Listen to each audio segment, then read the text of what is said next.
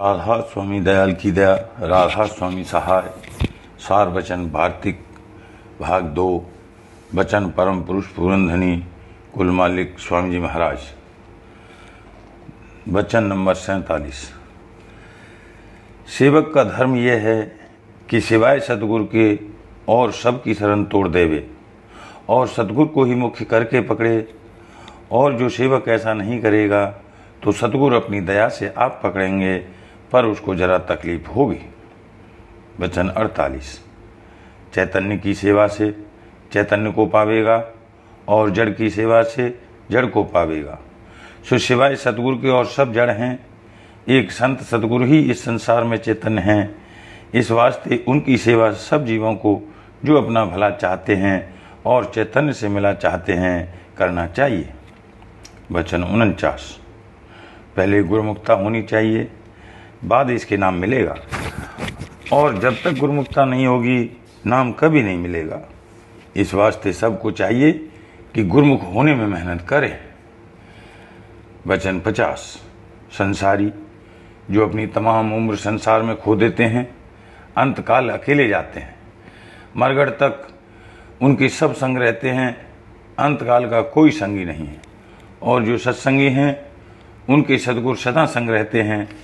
और ये बात जाहिर है कि अकेले तकलीफ होती है, यानी बिना दो के संसार में भी और अंत को भी तकलीफ रहती है। यहाँ तो स्त्री और पुत्र इनके संग आराम रहता है और अंत को गुरु सहाय होते हैं। इस देह धरे का यही फल है कि सतगुरु का संग बारंबार करे कि अंत को फिर तकलीफ न होवे। जो बाहर से न बने तो उनको अपने अंतर में सदा संग रखे। वचन 51। जैसे वाचक ज्ञानी बिना प्रेम के खाली फिरते हैं, ऐसे ही सतगुरु भक्त भी बिना प्रेम के खाली रहता है। जब तक प्रेम नहीं आवेगा तब तक कुछ प्राप्ति नहीं होगी। पर इतना फर्क है कि वाचक ज्ञानी ने तो प्रेम की जड़ ही काट दी, उसको कभी कुछ हासिल नहीं होगा, और सतगुरु भक्त को एक रोज प्रेम की बख्शिश जरूर होगी। वचन 52। नाम यानी शब्द बड़ा पदार्थ है, पर किसी को इसकी कदर नहीं है, क्योंकि नाम की ये महिमा है कि सोते पुरुष को पुकारो तो वह जाग पड़ता है, और जो जागता पुरुष है उसको नाम लेकर पुकारो तो क्यों नहीं सुनेगा। पर वह तुम्हारी पकाई और सच्चाई देखता है, और जब तुम्हारी आंखों को देखने के लायक और हृदय को अपने बैठने के लायक कर ले तब प्रकट होवे। इतने में जो घबरा जावे और छोड़ देवे तो वह भी चुप हो रहता है, और जिसने ये समझ लिया कि जब तक श्वास आता जाता है तब तक नाम को नहीं छोड़ूंगा, उसको फिर वह जरूर मिलता है। वचन 53। जिसको सतगुरु मिले और उन्होंने अपनी कृपा से नाम और उसका भेद बख्शा, तो उसको चाहिए कि उसकी कमाई करे और सतगुरु की प्रीत और पति बढ़ाता जावे। और जो न हो सके तो अपने मन में पछतावे और जतन करता रहे, और किसी के समझाने का इरादा न करे। समझाने वाला अपना फिक्र आप कर लेगा, इसको चाहिए कि ये अपना फिक्र करे। वचन 54। इस कलयुग में संतों ने बजाय पुराने तीर्थों के और व्रतों के ये तीर्थ और व्रत मुकर्रर किए हैं, यानी सतगुरु की आज्ञा में बरतना तो व्रत और सतगुरु और साध का संग तीर्थ। इससे जीव को फायदा होगा, और पुराने तीर्थ व्रत करने से सिवाय अहंकार के और कुछ हासिल नहीं होगा। वचन 55। ये मन बतौर मस्त हाथी के है, जिधर चाहता है चला जाता है और जीव को संग लिए फिरता है। जंगल के हाथी के लिए तो हाथीवान दुरुस्त करने को जरूर है, और इस मन रूपी हाथी को सतगुरु जरूर है। जब तक सतगुरु का अंकुश इस पर न होगा तब तक इसकी मस्ती नहीं उतरेगी। इस जीव को जो परम पद की चाह है तो सतगुरु करना जरूर है, बिना सतगुरु के कभी परम पद हासिल न होगा। इस वचन को सच्चा मानो, नहीं तो 84 जाओगे। वचन 56। संत सतगुरु का मत सरगुण और निर्गुण दोनों से न्यारा है, और जो रचना सत्यलोक में है वह भी सत्य, और उसका रचने वाला सत्य पुरुष भी सत्य है। वचन 57। जो संत या फकीर हैं वह जाते खुदा यानी मालिक यानी स्वरूप मालिक के हैं। जो उनकी खिदमत करेगा और उनकी मोहब्बत और प्रतीत करेगा वह भी जाते खुदा हो जाएगा। वचन 58। गुरमुख होना मुश्किल है, शब्द का खुलना मुश्किल नहीं है। सो सतगुरु की मौत से होगा, बिना उनकी दया के कुछ नहीं हो सकता।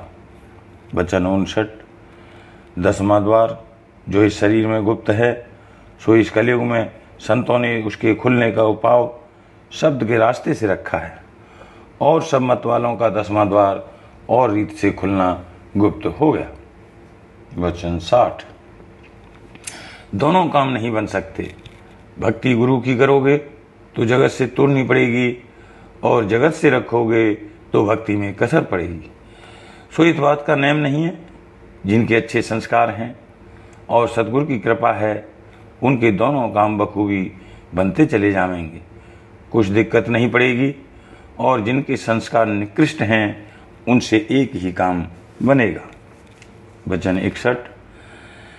जिसको शब्द मार्ग की चाह है और उसको उसके भेदी संत मिल जावें, तो मुनासिब है कि तन मन धन उनके अर्पण कर दे और उनसे जरा दरेग न करे।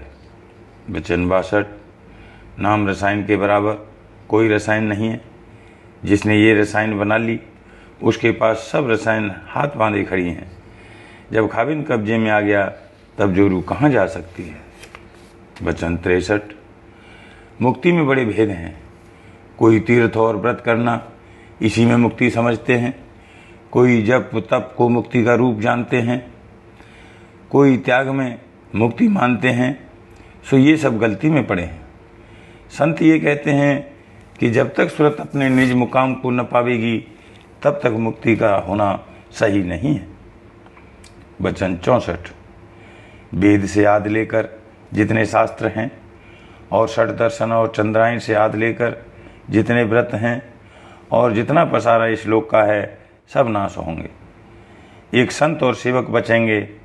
इससे लाजिम है कि संसारी प्रीतों को कम करें और संतों से प्रीत बढ़ाएं। उनकी प्रीत सुख की दाता है, और धन और मान और स्त्री और पुत्र की प्रीत दुख की दाता है। वचन 65। पंडित और भेद से जीव का उद्धार नहीं होगा। जब तक संत दयाल न मिलेंगे, और किसी से इस जीव का उद्धार नहीं होगा।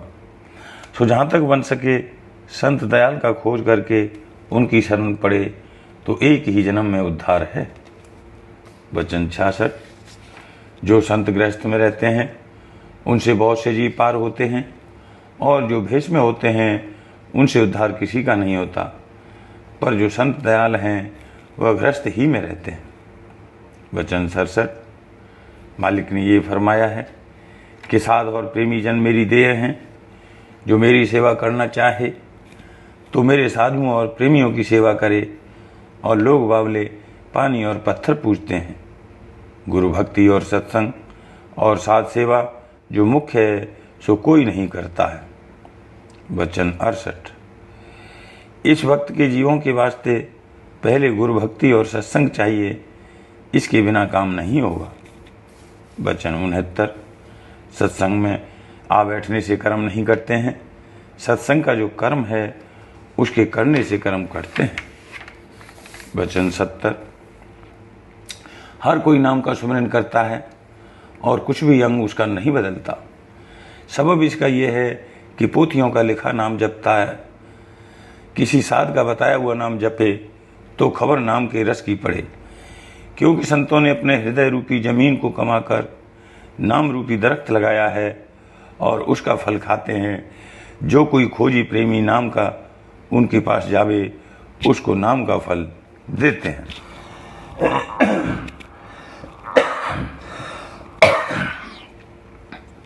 वचन 71।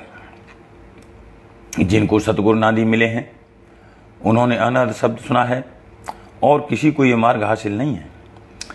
इस वक्त में वही भागवान है जिसको इस मार्ग की प्रतीत आ गई और इसकी कमाई में लग गया। वचन 72। जो सत्संग करे और वचन भी सुने, तो मनन भी करना चाहिए, ताकि निध्यासन यानी अभ्यास की सीढ़ी पर आ जावे और जो मनन नहीं करेगा तो कुछ फायदा नहीं होगा, जैसे का तैसा बना रहेगा। वचन 73। जिसको सतगुरु ताड़ें उसकी सत्संगियों को सिफारिश करनी मुनासिब है, और जिसका वे आदर करें उसकी उनको भी खातिर करनी चाहिए। वचन 74। जो कोई बिना भाव के साध को खिलाता है तो उसका तो फायदा है, पर साध का नुकसान है। वचन 74। वचन 75। जाहिर में पूजा करने के वास्ते तो संतों की अकाल मूरत है, और गुप्त में जिसका संत ध्यान करते हैं वह भी अकाल पुरुष है। पर संसार जड़ को छोड़कर डालियों को पूछता है, सो जड़ भी हाथ नहीं आती और डालियां भी सूख जाती हैं। मतलब डालियां पुजवाने से ये था कि एक रोज जड़ तक आ जाएगा, पर जीवों ने डालियों को ऐसा पकड़ा कि छुड़ाए नहीं छोड़ते हैं। यानी पंडितों के बहकाने से अनेक तरह की पूजा कर रहे हैं और करने लगते हैं। सबब इसका यह है कि इस जीव के संग काल का वकील यानी मन मौजूद है। जो कोई काल का मत इसको समझाता है तो मन भी मदद करता है, क्योंकि काल की हद से बाहर नहीं जाता है। और जब दयाल का मत संत उपदेश करते हैं तब काल का वकील मन इसको बहका देता है और संतों के वचन का निश्चय नहीं आने देता। वचन 76। चाह की जड़ काटनी चाहिए, क्योंकि जिस बात की ये चाह करता है और वह पूरी नहीं होती तो बहुत तकलीफ पाता है। जो काम करे उसकी मौज पर करे, अपना अहंकार न करे। पर इस वचन की बारीकी को समझना चाहिए, नहीं तो करनी से ढीला पड़ जाएगा। ये बात पूरी जब हासिल होगी जब मालिक का दर्शन उसको प्रत्यक्ष होगा। बिना दर्शन ये हालत नहीं आवेगी। ये गति संतों की है कि सब में उसको प्रेरक देखते हैं। जगत का तमाशा संतों को खूब दिखता है, दूसरे की ताकत नहीं है। वचन 77।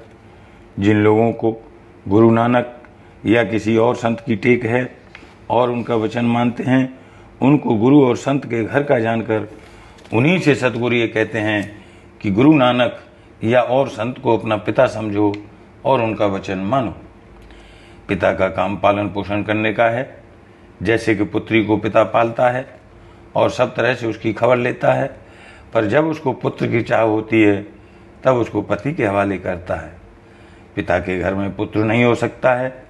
इसी तरह से गुरु नानक और संत कहते हैं कि सतगुरु खोजो जो प्राप्ति सचखंड और सतनाम की चाहते हो। ये कहीं नहीं कहा कि ग्रंथ और पोथी की टेक बांधो तो तुमको सचखंड मिलेगा। इस जन्म में तो संतों के घर के और उनके टेकी कहलाए, और जो उनका वचन न माना यानी सतगुरु वक्त का खोज न किया तो 84 में जाओगे। इतना समझाना संतों के घर के जीवों को है, और जो पंडितों के किंकर हुए वह संतों के घर के न रहे, उनसे कुछ कहना नहीं चाहिए। वे माने चाहे न माने। वचन 78। जो दुनियादार हैं उनकी आसक्ति स्त्री और धन में है, और उसी में उनको रस आता है। इसी से वह संसारी कहलाते हैं। और जिनको अपने सतगुरु के दर्शन और वचन में आसक्ति है और रस मिलता है, उनका नाम गुरुमुख है। सतगुरु की प्रीत करने वाले कम हैं और दुनियादार बहुत हैं, पर जो सतगुरु के सन्मुख आए हैं तो वह उनको एक रोज गुरुमुख बनाकर छोड़ेंगे। राधा स्वामी।